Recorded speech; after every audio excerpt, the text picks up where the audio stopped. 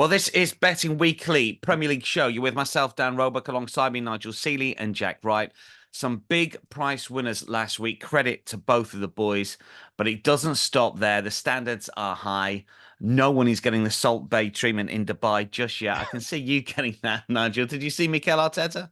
I did see Mikel Arteta. I'll be in Dubai next month, but I won't be there. I won't be, I definitely won't be I there. thought that'd be right up your street, mate. No, I went to his hotel where he's got one in Qatar. I think Qatar. There was he was staying in a hotel. I think it was, I can't remember what it was now, but it was right on the Corniche there, and he was there all security. And Piers Morgan was having a steak when he was there. Oh, really? Crikey. Yeah, weren't for me. Standards are Enough slipping. reason to stay out, isn't it? In terms of the title race, Man City are minus 177 now. Almost evens in running when 2-1 down at Newcastle. I saw your tweet, Nigel, during the game, and it was basically, kiss of death for Liverpool bettors. That was if Newcastle had held on, it could have been different. It felt massive, didn't it, Nigel, that second half? It did. I mean, I go back many years ago. I remember when Man United played Sheffield Wednesday and they scored 2 late goals and then come up. It was that kind of feel to it that Man City sort of got some momentum. And I think the biggest fault of Man City and the reason why the market is reacting to them is Kevin De Bruyne coming back and scoring a goal and setting them having an assist. I saw a very, very, very shrewd tweet from someone on sort of a video clip. Oh, thanks, mate. Tipping up Kevin, no, not you. Kevin De Bruyne tipping him up a month ago to be the player of the year at 100 to 1. And the guy said he'd come back, he'll galvanise them, they're going to win one like they do, he'll be fit, and 100 to 1, he was a great bet to win the player of the year. He's now 20 to 1, but what a great shout that was. But that's the reason why there's the big move for Man City. It felt a big, big win. They got De Bruyne back. Haaland is still not back, but they're doing so well without him. But listen, Liverpool, man, still good scoring goals, still creating chances. And that's the thing is here, I still think that Arsenal are taking up too much percentage of the book. I think Arsenal gone backwards from last year. And I think the price is generous about the top 2. I can see them pulling away now, them top 2. Some really good engagement on our YouTube channel last week, mostly good. 1 or 2 that weren't, but they were proved wrong. A lot of you suggesting that City were going to win and both teams to score. Yes, so some shrewd plays there. Let us know your best bets. We'll be happy to reply. So get involved on our YouTube channel. Jack Villa dropped points last weekend. Not quite sure if they're in the title race anyway. But as Nigel just pointed out, Liverpool, Arsenal, it's a big weekend for them. City aren't playing. Those 2 teams had the weekend off with this mini sort of stretched out winter break. I mean, they both have got very winnable fixtures, but there's a bit of pressure on them maybe now. There is. It was a gut shot last week, wasn't it? They're looking at it going, Newcastle going to do us a favour. Man City are going to drop more points. And now it's a case of, they can't let it slip. I think especially Arsenal at home against a side they're expected to win. Liverpool have had good form. Arsenal haven't. They've obviously had a bad run, lost the last 3 in all comps. So I think for them it's vital they get 3 points and probably put in a decent performance as well. 3 points the most important thing there for sure. But they're going to be looking at that Man City and going, oh no, here they are again. And we know what City are like in the second half of the season. So vital that they put out a little bit of a response at the weekend. Let's get into some selections. The boys were brilliant last weekend. So if you're tailing them, or if you did last week, you've got plenty in the account to reinvest. We're going to kick off with the 12:30 Eastern Saturday game, which is Brentford against Nottingham Forest. Brentford here are minus 114, Forest plus 320. They've been inched out after that epic third-round replay in the FA Cup last night away at Blackpool, in which they looked to be cruising, pegged back, but then won in extra time. Brentford, most probable side in terms of over 2.5 goals in the EPL this season, with plus 424 to level stakes. Forest, though, have got a minus P&L to level stakes this term. So the boys are going to have to square that circle because both have gone for the same selection. Nigel, I'll let you go first. What's the play here and why do we like it? Well, how it happens on these bets, we don't discuss the bets. We put them into a WhatsApp group and we both happen to have the same bet here, which is over 2.5 goals at minus 118. I think if I go through my stats, when you go first and someone had a bet, you're more or less taking a bit of their thunder away. So they've got nothing to say when I go through it. So I was going to keep it brief so Jack can come in here. I mean, you've got the whole story about this match is going to be about Ivan Toney returning for Brentford. He's after his ban.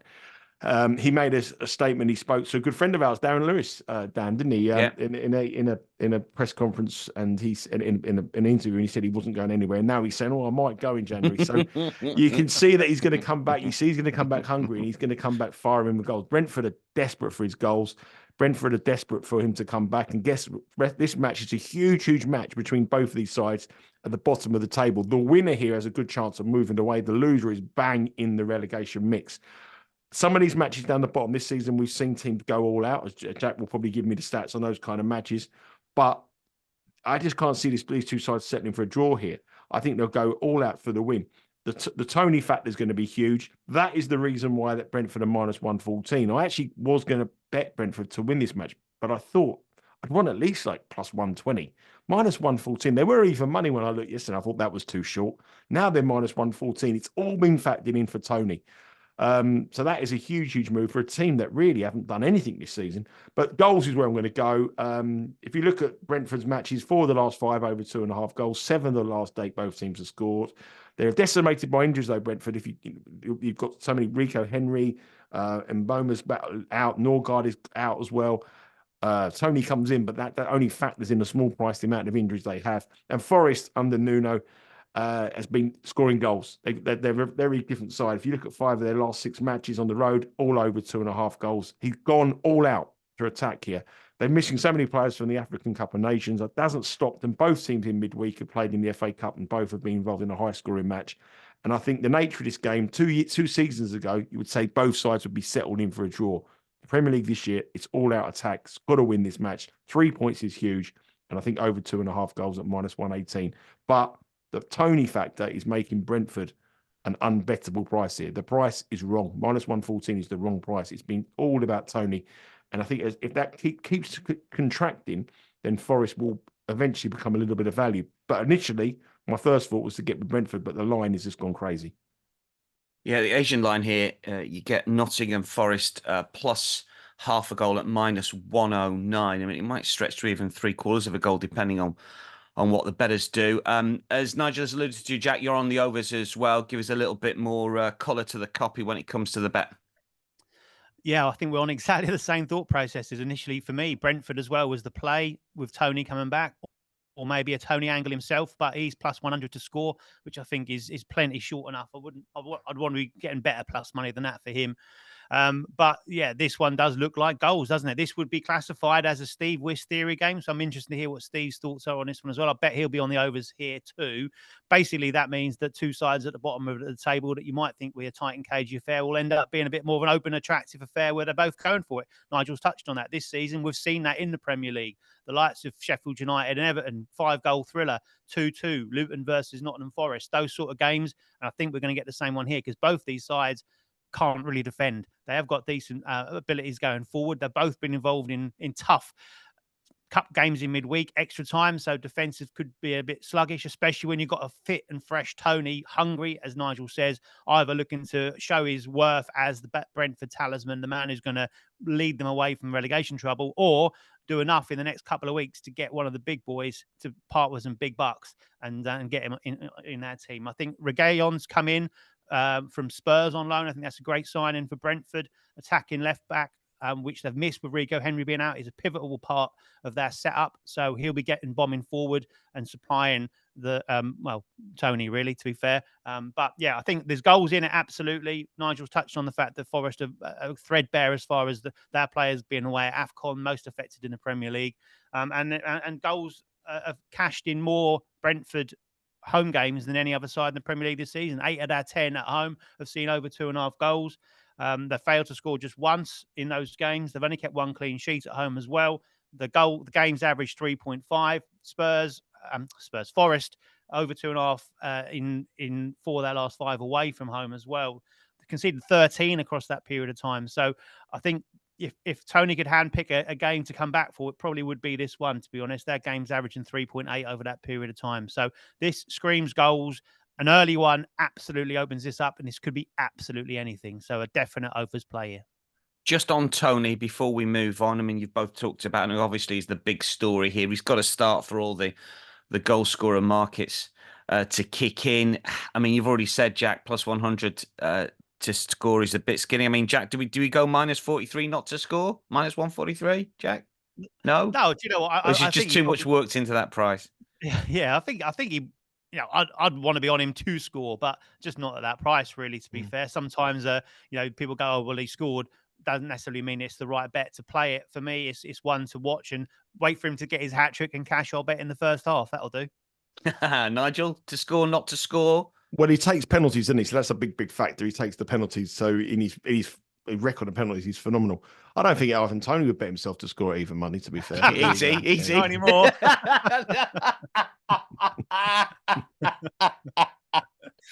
He's +270 to score first, +100 to score at any time, -143 not to score.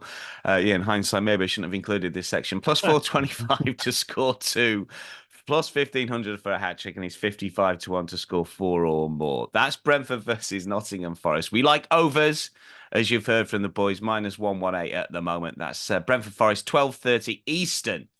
Sheffield United versus West Ham, 9 a.m. on Sunday here. Nigel, you've got a play for us. Sheffield United +250, West Ham +117, which seems short. They were knocked out the cup in midweek, of course. David Moyes' side. They got roughed up a little bit by Bristol City. And let's face it, they're going to get more of the same treatment at Bramall Lane, aren't they, with Chris Wilder's boys? I was very, very tempted to bet Sheffield United on the money line here.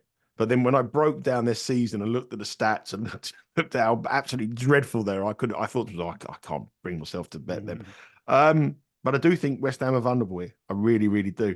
I'm going to go for Sheffield United +1/4 of a goal. Now, if you're not really familiar with Asian handicap, what that means is that you'll have two wagers effectively. One of them will be on the scratch or the draw no bet. So if it's a draw half, your wager will be a push, and the other one will be on Sheffield United +1/2. So if Sheffield United win or draw, we'll be getting a full cash out. So basically, if Sheffield United draw the match, you'll get paid half your stake. So, and the other half will be void. So the only way we lose is if West Ham lose. If West Ham win.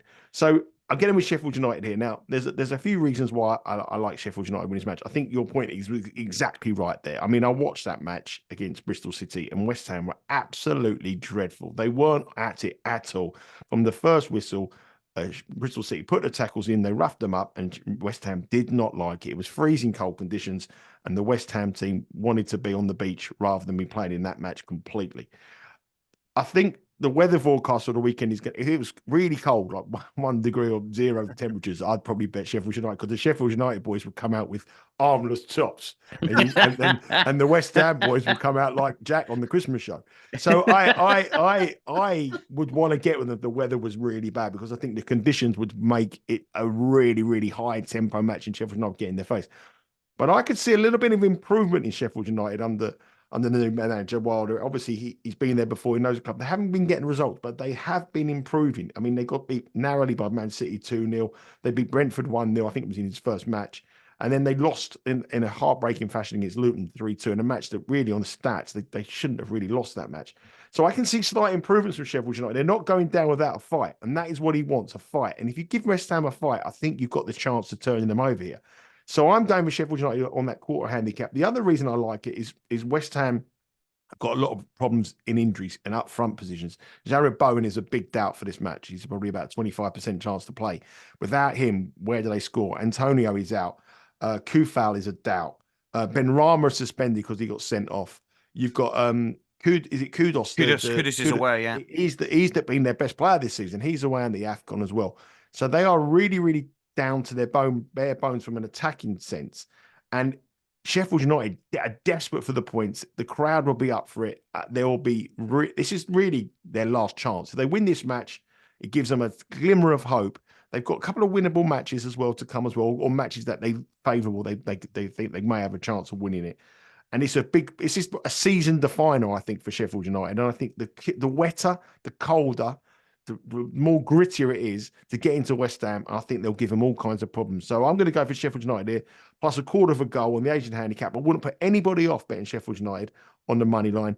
And I think when we see the teams, if Jared Bowen doesn't start, which there is a huge, there is a slim chance he doesn't start, but I think you'll see a big move for Sheffield United here, because on the evidence of West Ham in the week, they will not fancy this trip at all. Yeah, stay across social media for that, because a lot of the time that the team news gets leaked just a little bit early. And if you're quick, if Bowen doesn't start, that plus 250 could look very big on the Blaze to beat West Ham. We've got a little bit of a safety net. We're going to play a quarter ball handicap at minus 108 in the game between Sheffield United and West Ham, Sunday, 9 a.m. Eastern kickoff.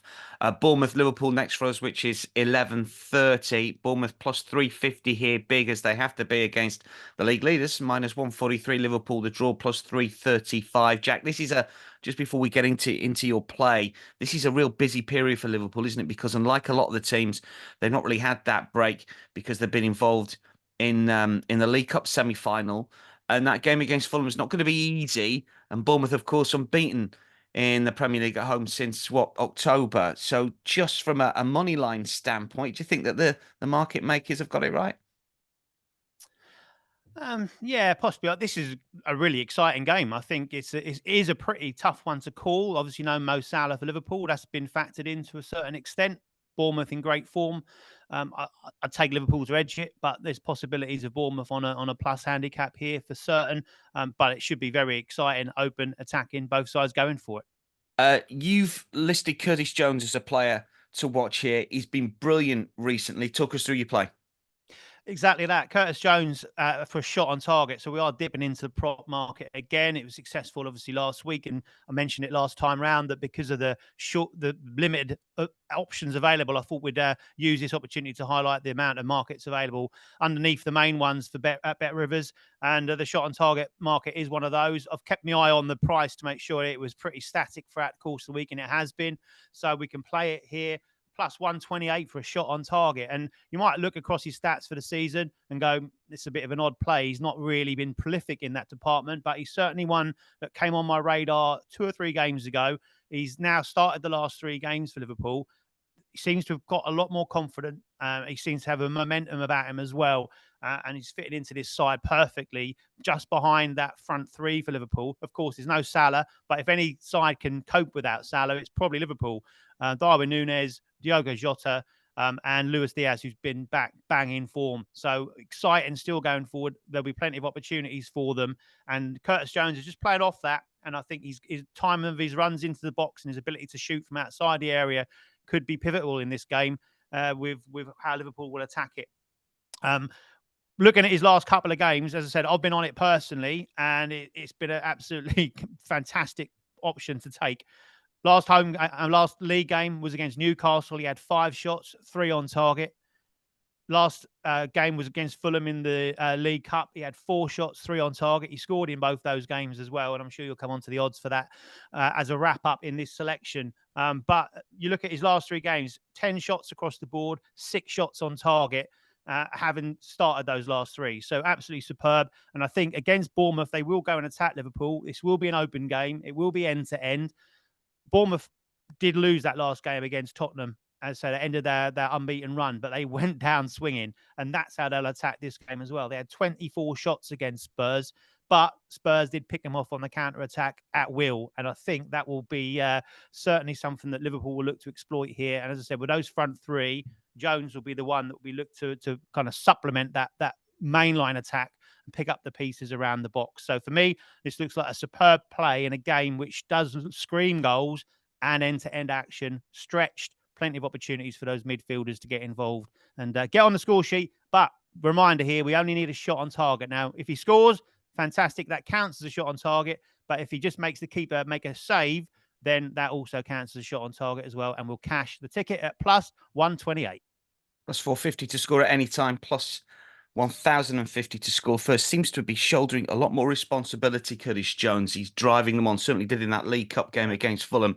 As you referenced, the over and unders, incidentally, the line is 3.5 goals for this one, with over just plus 116. So goals expected at the Vitality. That game 11:30 on Sunday morning Eastern, 2:45 Eastern. On Monday afternoon, we go Brighton against Wolves. Both of the boys have got picks in this one. Brighton minus 167. Wolves, who were extra time winners against Brentford in the Cup in midweek, are plus 440 here. The draw plus 330. Seems a big price about Wolves, but Nigel, Brighton haven't played for 16 days. And given the way that they sort of run out of steam a little bit in the autumn with all of their European fixtures, you tend to think this could be a reset for them, and we could see the sort of real Brighton, if you like, what we saw right at the start of the season and for the most part of last year. You would expect that, yeah, and I think they will. I think the big changing point for Brighton was that they went from being the over kings to suddenly being the unders play in before they had this little break of theirs. The trouble with them, they got a lot of players out injured, key players, some Solly Marsh, Mitoma. There's the players who aren't there at the club at the moment. So I think that's a big blow for them if anybody was looking at them. I think that their aspirations of maybe making the European football in terms of their league position maybe a little bit behind them at the moment. I think there's other clubs in a lot better position. So they might go all out to win the Europa League, and they might all go out to win the FA Cup as well, which is probably going to be their priority now. But I think the way this match is set up in terms of the two managers who like to play football in a very, very attack-minded way, again, I think this could produce goals. I mean, this is an unbelievable thing for me to say I've got two matches, and going over 3 is unheard of. I mean, that is unbelievable. And I'm going over 3 here at plus 105. I mean, as I say, Brighton this season at home, 7 of their matches have been at least 3 goals out of 10 matches this season. 5 would have cashed over 3. 2 would have been a push and 3 would have lost. And 2 of those 3 come in their most recent matches. So they sort of went from being both teams to score certainties, bankers, over 2.5, over 3.5 goals. But I think they'll come back. And the way this match will play, I think this will reduce goals. In the return fixture, earlier in the season, Brighton went up towards the Molineux and did a number on them. They won 4-1 in a really brilliant performance. I mean, not many teams will go to Molineux this season. I don't think any team will go to Molineux this season now and put in that kind of result. Wolves have been transformed under Gary O'Neill this season. I mean, again, I've got a runny nose. Every time I speak to you, I start sneezing, and I don't know, it's an allergic reaction coming through the Zoom screen here. Anyway, they've been transformed under Gary O'Neill this season. I mean, I used to think the Wolves were probably one of the most boring teams that are just under certainties, draw a half time, that kind of thing. Looking at the results under Gary O'Neill, you can click through the results at Wolves matches. They're like 3-1, 4-1, 3-2. They're just goals all the time. In 24 matches this season for Wolves, they failed to score in just 2 matches in all competitions. And one of those was in that very first match of the season when they played Man United, and there was that huge VAR decision that went against them. So, and they battered Manchester United in that match and come away losing 1-0. So they've completely transformed their way they play. Last 6 matches, Wolves, at least 3 goals have been scored in 5 of them in their last 6 matches. So you see the whole team has been changed. Another club that I think will be looking at winning the FA Cup or going deep in the FA Cup. The only worry for Wolves bettors here, and the reason why I think Brighton probably will edge it despite their injury concerns, is Wolves have a huge FA Cup game next week against West Brom, their local rivals, which is going to be absolutely massive. So I think that Wolves may prioritise the FA Cup ahead of this match. I know it sounds silly, and I know some people have given me some abuse and stick on this channel before for that reasoning, but Wolves West Brom for their fans will be a much bigger game than Brighton against Wolves in the Premier League. It's going to be huge, and I think that Wolves have got if they get past that, they've got a realistic chance of winning the FA Cup. And I think Brighton will probably edge it, but I do think goals, and I think over 3 goals here at plus 105. So 3 goals as a push is a much better pick on the odds than taking the 2.5 at heavy minus money. So yeah, goals again for me, unheard of. 2 matches over 2.5 goals, and 2 picks over 2.5 goals in one, and over 3 goals in another. I can't believe what the world's going. And my third pick is going with Sheffield United. So what on earth have I been drinking this week? I don't know. But anyway, well, I could say obviously not enough to go over 3.5 at plus 160. Now you might be. That's a step too far. It's a step too far. I'm happy with myself. I like the push. I love the 3. I love the 3 goal mark. We're gonna win. Listen. I'm happy the way that you're going this season, Nigel. Doctor to patient here. We started you off at sort of mine under 2.5. Then we got you to sort of plus 2, then 2.25, then over 2.5. Can I just say something? You're getting to 3. Don't worry. By the end of the season, you'll be over 4.5. It'll be like the Estonian First Division. Do you know what? Listen, I'm not RJ. Let me tell you one thing. Let me tell you one thing. Right? If you had said to me a year or 2 years ago that it's the coldest day of the year in England, -6, and I'm filming a podcast, and I'm going over 3 goals in a Wolves match, I would have said, Dan, you are absolutely off your head. There is no way in a million years that would happen. And it's happening. Incredible. This is it. Hey, You've got to adapt. You've got to adapt. As we said listen, 2 weeks ago. listen. There's nothing wrong with change. Embrace it all. No change for Jackal, certainly in the last couple of shows, because as Jack has suggested here, it's a shortened program. Only the 5 games to look at. So prop bets we go to, but we're focusing on this game as well. Jack, what have you got for us in Brighton Wolves? If it ain't broke, don't fix it. So I'm going down the goal scorer route again. And again, I exactly the same thing. I looked at this game and I thought there's goals in it. Brighton's inactivity for the last 16 days is a massive boost, I think. And I say a chance to go back to where they were at the start of the season. No coincidence, I don't think that they've picked up the pace a bit since their European campaign has been put on hold, and they obviously qualified, and they'll pick up again in March. But I think, that last home game, they looked back to their best, didn't they? They beat Spurs 4-2, raced into a 4-goal lead. And that was what the Brighton we had seen at the start of the season had in store for us. So expect similar here against the Wolves side. And as Nigel said, Gary O'Neill's responsible for retiring the 0-0 detector and sending it off to the Natural History Museum. He's partly, mainly responsible for that. So, as I said, we're on board with the Nigel over better Seeley here. And if there's going to be, as I expect as well, 3, minimum 4, 5 goals in this game, and also, like Nigel, I fancy Brighton to shade it. We're looking at Brighton getting 2 or 3 goals here or more. And therefore, I'm going to side with that top goal scorer, João Pedro. This is a very similar bet to the Cole Palmer bet that everyone seemed to like last week. They obviously liked it because it won. And we're going with Brighton's top goal scorer against a side that look vulnerable for goals. And he's in top form at the moment. 9 goals in his last 11 games. He scored 2 in his last outing, which was in the FA Cup against Stoke. He scored in both his last 2 home fixtures for Brighton as well. 1 in the league, 1 in the Europa League against Marseille. And obviously, we'll come into this fresh. I haven't had that 16-day recovery. So he's a vital part of Brighton's side. He'll play on the left-hand side, which most of their attacks go down. 40% of the attacks go down the left-hand side, featuring him. He's absolutely cemented himself in this starting lineup.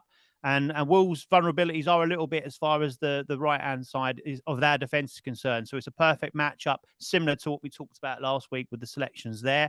And also, if you remember last week, I mentioned that the fact that Fulham had conceded the joint highest amount of penalties in the Premier League was a good reason to be on Cole Palmer, who was on spot kick duty for Chelsea, and Julia Obliged one as well. It couldn't have gone any better.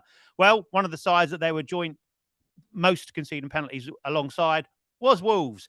And Wolves are here. Look, you look at João Pedro. He's on penalties for Brighton. He scored 4 out of 4 in the Premier League this season. He scored 4 out of 4 in the Europa League. So 8 penalties for Brighton already this campaign across the 2 competitions. And as far as Wolves are concerned, they conceded 2 in the reverse fixture. 2 penalties in the reverse fixture, which João Pedro scored both of them. So it all adds up here for the top goal scorer in a game that screams goals against a side that concedes penalties, for the guy on penalty taking duties to step up again and cash a bet. And there's even better odds than what we got last week for Cole Palmer here with João Pedro. I've forgotten the odds. What is it? Plus 210. That's the one. Plus 210. So it was plus 180 last week for Cole Palmer, plus 210 this week. And it looks exceptional price. And I'm bang up for this one. Yeah, I mean, it's weird, isn't it? I mean, I like the Cole Palmer play. I mean, you explained it brilliantly, and the fact that he didn't actually play sort of as the furthest forward player as he did against Middlesbrough because Breuer played. But in a way, you tend to think João Pedro is even better value really here at plus 210. I think it's because it's Brighton and it's not Chelsea, but I think it's a terrific bet again. It's better value. It's better value because the goal line's higher. I mean, last week we were saying that you look at our bet last week. I mean, Cole Palmer was a brilliant bet last week, and the reason Jack gave for it was exceptional one. But it was quite a fortunate bet because there was only 1 goal in the game. You know, and this one here, we're saying we're betting over 3. We've made a brilliant case for a goal score. Last week we were betting unders, so we called the gap match complete. This one is even better bet because we think there could be 3 or more goals. So yeah, I like this. I like that a lot. Don't start saying that. That's a curse when you start saying that. João Pedro plus 210 for Jack. We've covered 4 of the 5 games this weekend. Disappointed that no one's gone for a draw, given the fact I told you to bet the draw from here on in. If you had it done, you'd be plus 7 up. The return on investment of 114%. Just keep your eye on that. There's 3 games that are 3-1 or bigger for the draw this weekend. Anyway, that's my particular bets. Arsenal, Nigel's not having it. Arsenal versus Crystal Palace. We haven't covered this one. It's the early game on Saturday. So we'll just get your thoughts on this before we wrap things up with best bets. Arsenal are minus 335 here. Nigel, Palace plus 950, draw plus 460, over and under 2.5, minus 130, over could be a play, under plus 105. Any thoughts on the game? Arsenal Palace. Well, Arsenal are very, very heavy favourites with better as well, about minus 350 or minus 335. Minus 335. I mean, you've got to be very, very brave man to bet them and put them in a parlay or a money line. Minus 360 now, sorry. Yeah, there's money for them, and there's been money for me in the last 24 hours. I saw that. But you know as well as me, Dan. I mean, anyone who doesn't know Dan's background, Dan is the voice at the Emirates. If you go to the Emirates of London, you'll see every match at home. Dan is commentating on for the Arsenal match. The Emirates is a very, very different place when the pressure's on. It's like, when they're winning, they're all kids. You go down there, they're all like 18-year-old kids who've never seen nothing. Hey, Arsenal going to win the league and all that. When the pressure on, they lose a couple of games, it changes. I think this has got a real big match feel to it, Arsenal, for Arsenal season. They've got to win this match. If they don't win this match, they're in trouble. And I think the Emirates will be nervy. I think it'll be really, really nervy there. And sometimes when you go down there, the players don't get into their stride. The crowd get on their back quite quickly. And I think this will be a struggle for Arsenal. I think they'll probably have enough to win it because they'll have enough possession and they'll break them down. But I think if you're looking for a prop, if I was going to the Emirates and I was having a 20 quid bet or something to give me some interest, I'd bet draw half-time, Arsenal full-time at 3-1.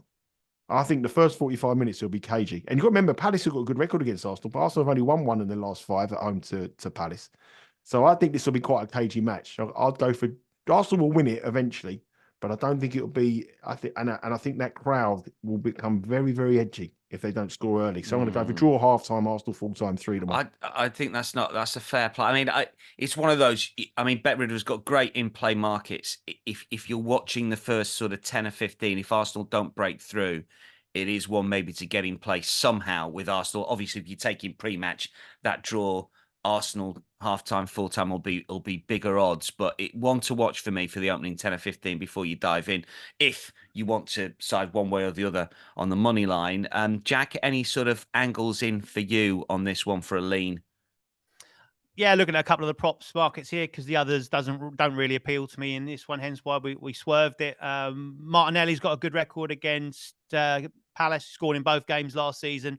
Palace, what I like when I'm looking for this sort of bet is a player to capitalise on the opposition's weakness. Their weakness is a little bit down the right-hand side for Palace. So Martinelli will be down there. He's been a regular starter for Arsenal. He scored in both fixtures last season. He's plus 235 to score at any time. So I think that's an option. But what I do really like here is a Palace player. One of our favourites, of course, is Eze. And he's plus 107 for a shot on target, which is he achieved in both fixtures last season as well. And one of those, I think he came on for about 8 minutes and he managed a shot on target in that period of time as well. So plus money for 1 on target, something that he does very regularly. And he'll be their key operator, of course, with Noah Elise in the lineup, likely. It's also an early kickoff, Dan, as well, which is obviously that's the curse of the favourites. And obviously the players don't like it.